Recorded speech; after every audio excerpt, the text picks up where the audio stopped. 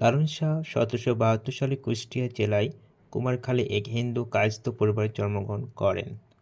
তিনি অসংখ্য বাউল গানের গীতিকার, সুরকার ও গায়ক। এর জন্য তাকে বাউল সম্রাট বলা হয়। আসুন দেখি লালন শাহ সম্পর্কে বিগত প্রশ্ন কি আসছে। আমার ঘরের চাবি পথের পরের হাতে, গানটির রচয়িতা লালন শাহ, ৩৮তম BCS। বাউল গানের বিশেষত্ব হচ্ছে আধ্যাত্ম বিষয়ক। বাউল মতের প্রতি শিক্ষিত মহলকে উৎসুক করে তোলেন, এ কথাটি বলেছেন রবীন্দ্রনাথ ঠাকুর। খাঁচার ভিতর অচিন পাখি কেমনে আসে যায়, উক্তিটির উৎস হচ্ছে লালন গীতি, অর্থাৎ এই উক্তিটিকে বলেছেন লালন শাহ বলেছেন। আপন ঘরে বোঝায় সোনা, পরে করে লেনা দেনা, চরণ দুটি রচয়িতা হচ্ছে লালন শাহ।